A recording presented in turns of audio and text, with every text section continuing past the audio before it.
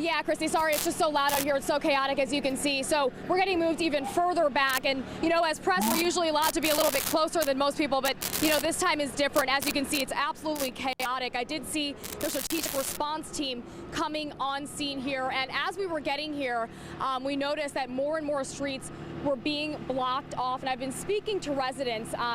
Some of them heard that a meter maid actually found this suspicious device. Again, we do not have anything confirmed by police at this hour, but what we are hearing is that there is a suspicious device right down there under that overpass on 135th and Alexander Avenue. I have one of those residents here with me. This is Robert. Robert, you live right here where all this chaos is going on. Tell me a little bit about what you heard, what you saw. Apparently, I don't live here no more, but apparently I'm concerned because my mom lives here and then we got other people that live here.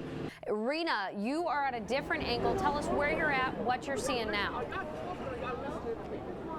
I'm actually right across the street from Eric. Eric's right behind me. I got pushed back even further than him. I had to get in my car in between the last time you saw me to drive all the way from the scene to across the street. Actually, we're right in front of the 40th precinct now. So thankfully, you know, officers were very close as this all unfolded. They probably got to the scene very quickly.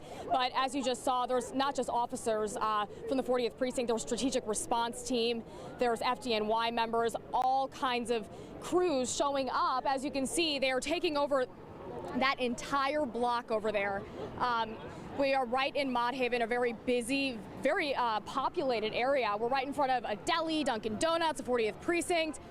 We are right on Alexander Avenue and 138th Street. The scene is actually on 135th and Alexander Avenue under an overpass. So that should tell you just how far we are from where this is all unfolding. Again, we are hearing from witnesses. We do not have this confirmed by police, but they are telling us that there was a possible suspicious device under that overpass. And I heard from one of the witnesses that a meter maid actually discovered it and then, of course, alerted police as quickly as possible. I have a resident with me. We spoke to him earlier, but we're going to get a little bit more insight from him about, you know, what you heard, what you saw right when you came downstairs. So you heard the sirens, and that's when you knew, okay, something's going on. Lots of police. Let me come downstairs and see what's going on. I kind of like, you know, kind of got kind of scared though, because I was like, we never had nothing like this in the hood, so it's kind of strange though. So I mean, that would scare anybody because our family lives here, so we wouldn't want anything like that to happen in our neighborhood though. And being that happened, what happened in Chelsea, that kind of put everybody on the edge though, because we had a basketball game back here, up the hill gets down the hill, so we come out, then next thing you know, you see all these cars. So it was like kind of frightening scene though, you know what I mean? So this right here is kind of stressful though, man. This right would make anybody go have a drink though, man. But then we on the same token, we want to be careful for our families though, because our families live here, our mothers live here.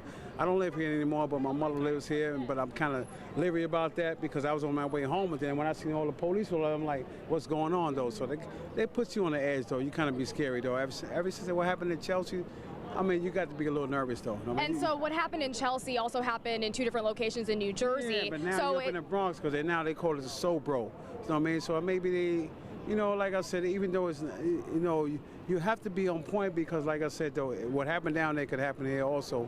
We have a lot of people here. Now you got the presence of police, though. I haven't seen this many police in all my years of living here, though. So it kind of scares everybody. And then we got our families here. We got the kids. We got most of us that's been here for a lot of years, though. We never seen this happen. Absolutely terrifying, and I'm sure, of course, shocking. I mean, given the weekend we just had, as you mentioned, you know, that happened, but to happen in your own neighborhood, I mean, how does that feel? Oh, that's kind of scary, though. And I mean, like I said, you know, you want to be like, damn, I want to be safe, though, but then when you hear something like that, that puts you on the edge, though. And like I said, for me personally, I have to have a drink behind this, though, because it kind of put me on the edge. It makes me real leery to my family's here, and then most of my friends, their family here. So all of us that are living in the hood all this time, though, it has to put us on edge. All right, well, thank you so much, Robert, and stay safe out here, all right? Okay, again, if you are just tuning in, we are at the scene of a possible suspicious package. We're on 138th Street and Alexander Avenue in Mott Haven. The scene is actually a couple blocks that way on 135th. We have been pushed back several times, as some of you have seen live on air. We have been literally picking up our equipment, running back. I actually had to get get in my car and drive to the other side of the street. So this should tell you just how serious of a situation this is. I've never been pushed back this far from a scene as press as we have been tonight. So we're going to be out here gathering details as they come in. Again, we do not have anything confirmed by police, but as you can see, very large presence out here. So stick it here on News 12. We're going to be covering this throughout the evening. Christy? Yeah, Rena, thank you for that update for us. She's been talking to people around this area. We're going to go back out to her. Rena, what can you tell us? Hey there, Christy. Yeah, so we're right next to the Mitchell houses where the scene is actually all unfolding right here on 138th and Alexander Avenue, just a couple of blocks away where this alleged suspicious device is actually over there right now. So I'm talking to residents out here. I have Lopez. Lopez, you live in the Mitchell houses. Yes, Tell me what it was like when you first showed up to the scene. What was your first reaction? I was scared. I'm like, my children are in the building. What's going on? Then when they tell me it was a bomb threat, I'm like, can I go? Can I be next to my children? And I can't even. It's like I'm choked up because I don't know what's going on. I don't know if my children is all right. You know. Where are your kids right now? They're in the house with their mom. Okay, and that's part of the area that was blocked off. Yes. Okay, so you were out here. What were you doing when you I was actually walking with my sister. We was actually preparing for my son's birthday party that is actually happening right now. Oh, wow. And of course, you can't even access your apartment, can't even get close to it. No. So with everything that just happened over the weekend in Chelsea and in New Jersey, I mean, this is, you know. It's a horror. It's a horror. I feel like it shouldn't be happening like this. Why we are the ones that are getting threatened this way? Why people gotta come around and just mess with residents? You know, we don't do nothing. All we do is we work, we pay our taxes, or some of us that can't work, you know, we stay home and try to raise our families, and, you know, people just come in and try to just terrorize us, and it's not fair. And have you ever seen anything like this in your neighborhood? How long have you lived here? I have never seen anything like this in my neighborhood. I done seen, you know, fights, I done seen little gunshots here and there, but never nothing like this. Never heard of anything like this. All right, well, thank you so much, and I hope you can get to your children as soon as possible. Thank you for talking to us. Thank you. All right, so we're going to bring you back over to the scene over there. So as you can see, completely blocked off. You can see right now, actually, they're lifting up this caution tape to let in yet another truck. And actually, there's several police cars right behind this truck. We're going to pan over and show you as they come in. They just keep coming in, you know, one after the other since we first got here about 45 minutes ago. The scene just continues to get larger and larger. You can see that there is a helicopter that is just hovering exactly where witnesses say this suspicious device is. That is 135th and Alexander Avenue. Right under an overpass is where this, you know, possible suspicious package is. We did hear from witnesses who spoke to cops that a meter maid found it and then quickly alerted cops. Again, we are right by the 40th precinct, so of course probably a very quick response, thankfully. As you can see, so many cops. I mean, this is just a huge scene, so we're going to be out here gathering these details as this continues to unfold. One thing to keep in mind if you are watching us is just make sure, try and avoid this area. I mean, for one, it could possibly be unsafe, and two, the traffic is just a nightmare. So keep that in mind. Christy? Yeah, Rena, thanks for all these updates. This is the man, Christy, who says he found the pressure cooker itself. He has the picture on his phone. Let's zoom in on it. Tell us a little bit about, okay, go back to that photo. We're going to get it up for you guys in just one second. I just saw it. He found it, and he's the one that alerted police. We have him live on air with us right now. Here, we're going to grab that photo for you. So while we're searching for this, tell us a little bit about what it was like finding that here. Right, there you go. Okay, so here it is.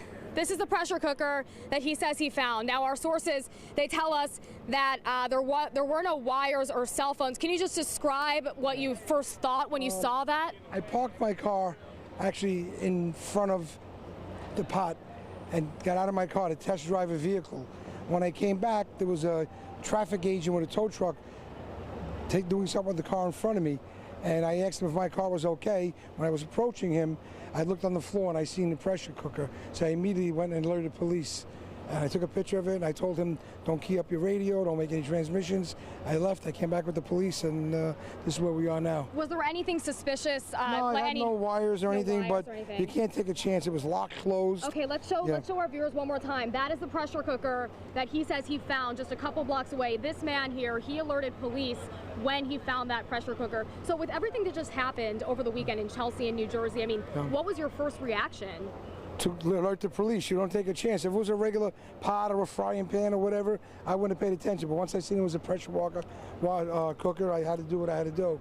Actually, they opened it up. It was empty. It was empty? Yeah, it's empty. But you know what? They thanked me for alerting them not to take a chance, especially what's going on today in society. And I hope I did the right thing. If you see something, say something, right? See something, say something. Don't walk away, because it could be your child, your family, and walk away and somebody gets hurt, you'll really feel bad, I guess, All right, well, you're our hometown hero right now. Yes, do you live in this area? I actually live in New Jersey, but I'm a residential manager. I run a building in Manhattan.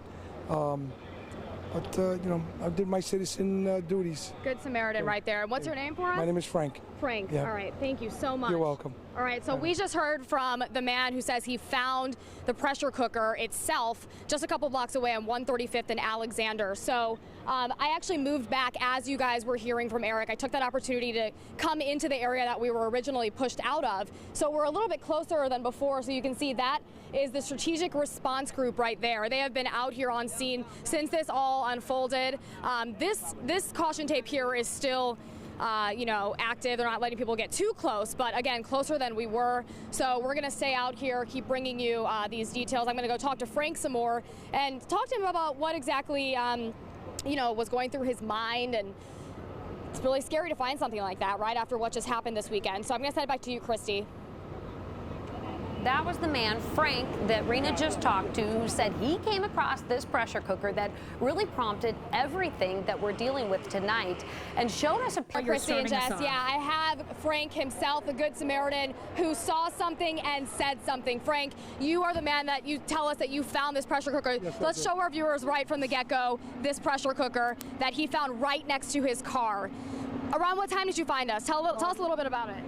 I parked my car there about 5:10. I got into another vehicle to test ride, finished test riding the vehicle. When I came back to my car, there was a traffic tow truck between my car and the car in front of me. So I was just going to confront them. They asked if I had an issue with my car. When I looked in between the cars, I seen the pressure cooker. So I immediately told him, don't key your radio up, don't make any transmissions, let's back away from it. And he did. And I came over to the precinct, which is 3 blocks away, and I grabbed 2 police officers, alerted them, they came down, and that's when we're here now. We opened it up and it was empty, thank God, but you can't take a chance. Anybody sees anything like that, you got to report it. Exactly. All right, well, a job well done, Frank. Thank you so much. So you just heard from the man who says he found the pressure cooker itself. Our sources tell us that there were no wires, there were no cell phones. He saw it himself. He said it was empty. So thankfully, the scene is clearing out. We're letting, cops are letting us get a little bit closer than they were before. They're saying that all seems to be clear for now. Jess, Christy. Roy has been following all the latest developments for us. Rena, what could you tell us about what happened? Hey there, Jess. Yeah, as you said, such a hectic scene, but a calm resolution. Take a look now. It's pretty empty compared to what we saw before. We're now able to gain access to that bridge you referenced. This is an overpass on 134th and Alexander Avenues. It's where that pressure cooker was found. Take a look at this photo. This is what was found earlier in the evening by a New Jersey man that we spoke to exclusively. He described just pulling up to his car and finding that pressure cooker. He immediately alerted police, who then alerted FDNY, who alerted a bomb squad. So as you can see there in that video, a very, very hectic scene as they tried to figure out what exactly this pressure cooker was. And thankfully, it ended up being empty. When they opened it up, there was nothing inside. Our sources confirm that there was no wiring or cell phones. But of course, always better to be safe than sorry. Again, we spoke exclusively to that New Jersey man. He saw something and he said something. My first reaction was I had to look twice, and I took a better look at it, and this was all in seconds, and noticed it was sealed. It wasn't like the top was loose. So I immediately said, I got to alert the authorities, and I walked up to the tree. I actually drove my car to the precinct, alerted the police, brought them down, showed it to them, and then they alerted the other officials, and they came, the bomb squad, and they opened it up and they found it was empty. But something like this you can't take a chance with.